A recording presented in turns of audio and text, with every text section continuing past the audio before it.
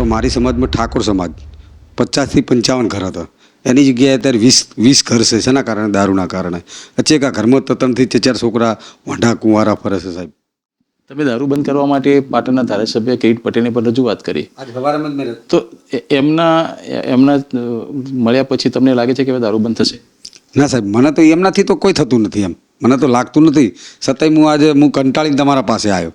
પણ મને એવું વિશ્વાસ છે કે તમે બહુ સારા એક વ્યક્તિ છો, એમ સજ્જન પુરુષ છો, અને તમે આ મુદ્દાને બહુ સારી રીતે ઉજાગર કરો છો એ મને ખબર છે. એટલે જ હું તમારી પાસે આવ્યો.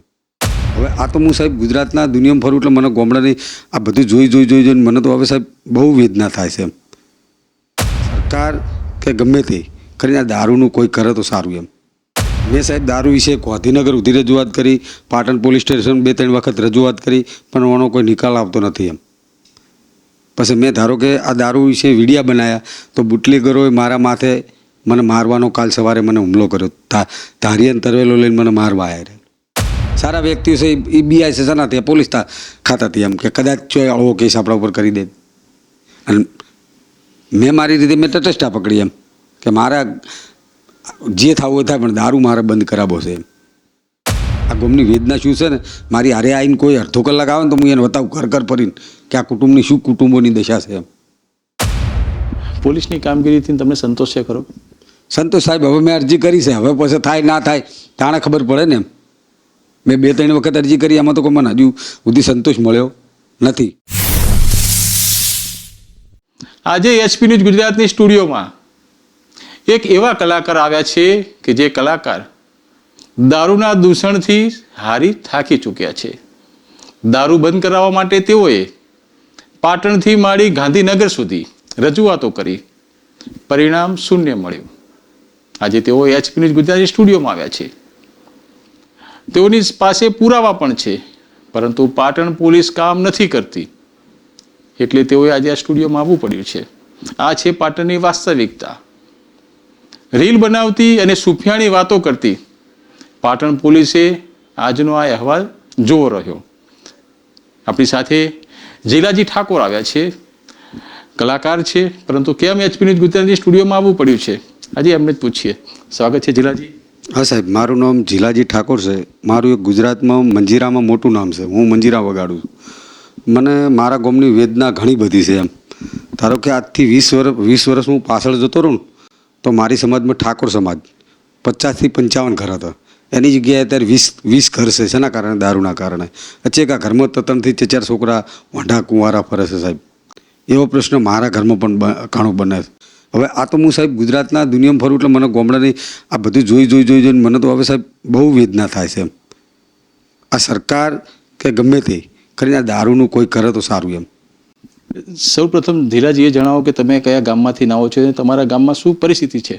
મારું ગામ સાહેબ વડલી છે. પાટણથી લગભગ 7 કિલોમીટર. વડલી તાલુકો જિલ્લો 2 પાટણ જ લાગે. એમ બસ દારૂની દુનિયામાં તો તમે કોઈક દાડો મારા ગોધરે આવો તો તમને ખ્યાલ પડે. એમ સોનામણા સુપકે ઝપકે ઘણા બધા દારૂની વેદના તો સાહેબ શું વાત કરું. હું તો ખેતર જઉં છું પણ સોનું મનો જતો આવતો હોય તો સોનું મન મારે ચૂપચાપ જવું આવવું પડે. કેમ આજે એચપી ન્યૂઝ ગુજરાતની સ્ટુડિયોમાં આવવું પડ્યું છે? શું પરિસ્થિતિ સર્જાઈ છે? મેં સાહેબ દારૂ વિશે ગાંધીનગર સુધી રજૂઆત કરી, પાટણ પોલીસ સ્ટેશન 2-3 વખત રજૂઆત કરી, પણ એનો કોઈ નિકાલ આવતો નથી. એમ પછી મેં ધારો કે આ દારૂ વિશે વિડીયા બનાવ્યા તો બુટલેગરોએ મારા માથે મને મારવાનો કાલ સવારે મને હુમલો કર્યો. ધારિયન તરવેલો લઈને મને મારવા આવ્યા. કોણ છે બુટલેગરો? કોણ છે બુટલેગર? છે સંગાજી કરીને ઉર્ફે, એનું નામ શું છે, એનું નામ બીજું સાહેબ ઉર્ફે એના સંગાજી કે સંગાજી રાજુજી, બીજું નામ એનું શું કે મને ખ્યાલ નથી. એમ કઈ સમાજમાંથી? ઠાકોર સમાજમાંથી છે. પછી એ ભાઈ ઓની પહેલાં એક ભરવાડના ખૂન કે માથાકૂટમાં એને સરી સોડેલી છે. એને 3 વર્ષની સજા પડી અને એમાં સજાથી જામીન ઉપર છૂટીને ભાઈ આવેલો છે. અને એના નામની મેં 3 મહિના પહેલાં અરજી કરેલી છે કે આ ઘાતક માણસ છે એટલે ઓની બહુ તમે તકેદારી લેજો. ગોલાપુર પોલીસ સ્ટેશન મેં અરજી કરી છે તો એ સતત કાલ મારા સાથે દારૂ લઈને મને મારવા આવ્યો. એ ભાઈ શું ગામમાં શું વ્યવસાય કરે છે? દારૂનો ધંધો કરે સાહેબ. અને એ પણ મેં તમને વિડીયો બતાવ્યા, એની અંદર એ બોલે છે કે હું પાડીશ એવું. કેટલા સમયથી દારૂનો ધંધો તમારા ગામમાં કરે છે? અમારા ગામમાં લગભગ 10-15 વર્ષથી કરાય ધંધો. તો ગામમાં ક્યારેય પોલીસ નથી આવતી? પોલીસ તો ઘણીવાર આવે છે, પણ હવે શું કરે એ ખ્યાલ આવતો જ નહીં સાહેબ એમ. અત્યારે જો સત્યની રાહ ઉપર આ પ્રશ્ન ઉઠાવીએ તો આ આળવું આપણા ઉપર પડે, એટલે બીક લાગે. પણ હવે તો મને ફરી ફરીને એમ કે મને શું કરવું મારે હાર્યું. હું 3-4 વખત રજૂઆત કરી, એમને કરી, કંટાળીને તમારા પાસે આવ્યો એમ. પોલીસની રજૂઆત કરી તો પોલીસે શું કર્યું? પોલીસે રજૂઆત કરી કે હવે નહીં મળે તો હું બીજા દિવસે મને મળતું હોય મેં તમને વિડીયો બનાવી દઉં તો એ મૂકવું ખરી, પણ એ તો કોઈ એનું પેલું કર જ નહીં રહે. કયા પોલીસ સ્ટેશનમાં રજૂઆત કરીને જે ત્યાંના સ્થાનિક અધિકારી કે કોઈ પીએસઆઈ કોણ છે? આ ગોલાપુર રજૂઆત કરી મેં, અને અમારા બીટમાં જે જમાદાર આવતા એમને કરી મેં. એમનું અરે નોમ તો સાહેબ મને ખ્યાલ નહીં, પણ મેં અહીંયા રજૂઆત કરી એમ.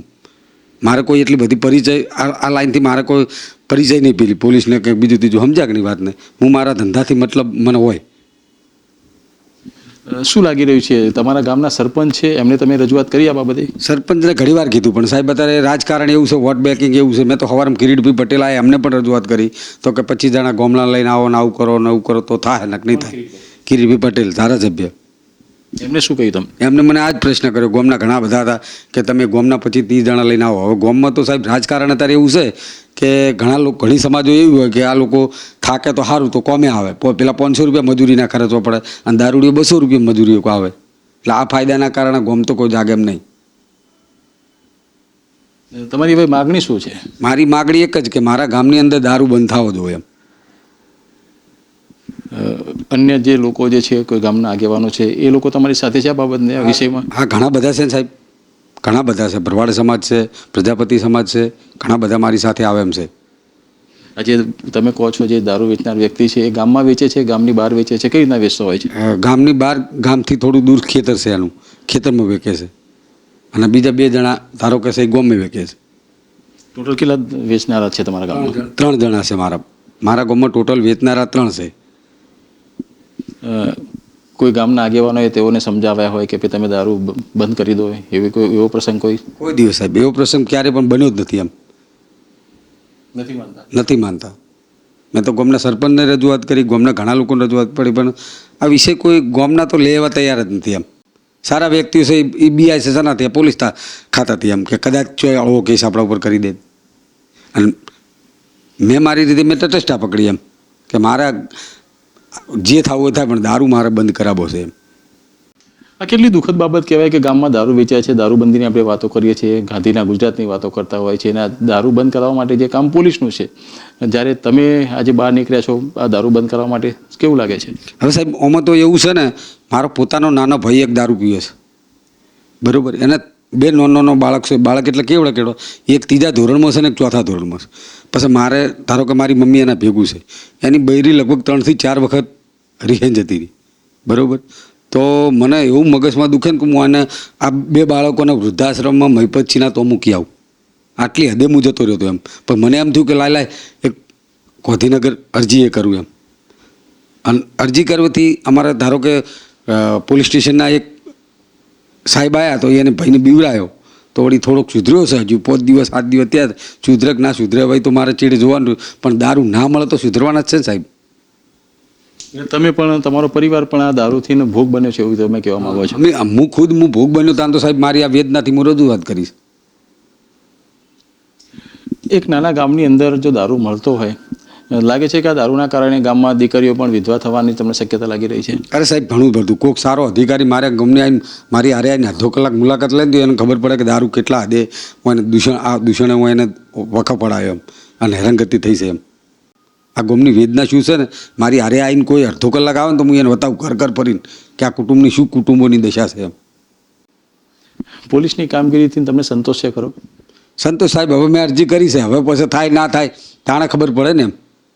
મેં 2-3 વખત અરજી કરી, એમાં તો કોઈ મને હજુ સુધી સંતોષ મળ્યો નથી. મારે છેલ્લે કાલે અરજી કરવી પડી ત્યારે હવે મને ખબર પડે એમ. આ લોકો દારૂ વેચે છે પણ કેટલા સમયથી તમારા ગામમાં વેચે છે? કઈ લગભગ 10-15 વર્ષથી વેચે સાહેબ. 15 વર્ષથી દારૂ વેચે? 15 વર્ષથી દારૂ વેચે.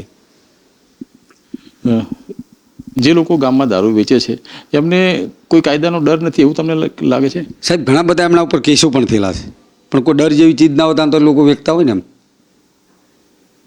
તમે કલાકાર છો, તમે પણ લોકો વચ્ચે જાઓ છો. તમારા ગામને લઈને તમને શું લાગી રહ્યું છે? ગામમાં શું સુધારો હોવો જોઈએ અને ખરેખર દૂષણ બંધ કરવા માટે શું કરી શકાય?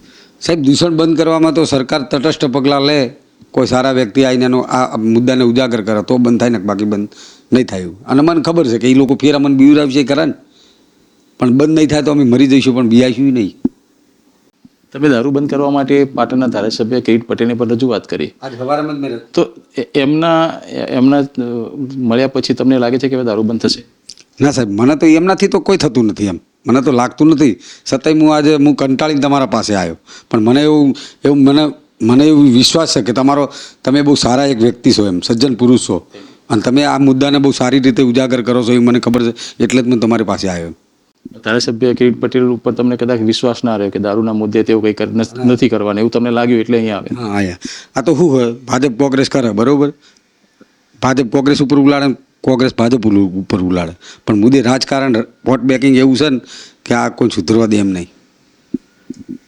જિલ્લાજી, આ જે લોકો દારૂ વેચે છે, તમે કહો છો કે દારૂ વેચે છે, પરંતુ ખરેખર તમારી પાસે કોઈ એવા કોઈ પુરાવા પણ ખરા કે આ લોકો ખરેખર દારૂ વેચે છે એવું? હા સાહેબ, મારા પાસે ઘણા બધા પુરાવા છે ને. દારૂ ભાઈ, હમણાં લગભગ 4 દિવસથી અમારા ઘરના ઓગણા આવીને એક દારૂડિયો રીતસર દારૂ પીને કોથળી નાખી અહીંયા આળોટ્યો, દારૂ લઈને જતો હોય, કેન લઈને જતા હોય, ઘણા બધા મેં પુરાવા સાબિત કરીને પછી આવ્યો હું તમારા પાસે. તમે કોર્ટમાં સાબિત કરી શકો કે આ દારૂના લોકો બુટલેગરો છે, દારૂ વેચે છે, એવું કોર્ટમાં સાબિત કરી? હું સાબિત કરી શકું સાહેબ. હું પુરાવા સિવાય તો બહાર ના નીકળ્યો હોય ને, એમ ત્યારે હું ભાવ ભરાઈ રહ્યો તો બહાર નીકળવું પડ્યું મારે. તમારા ગામમાં જે દારૂ વેચાય છે, તમે કહો છો કે 15 વર્ષથી આ પરિસ્થિતિ છે. પાટણ પોલીસની કામગીરી કેવી, ને પાટણ પોલીસને તમે શું કહેવા માંગો છો?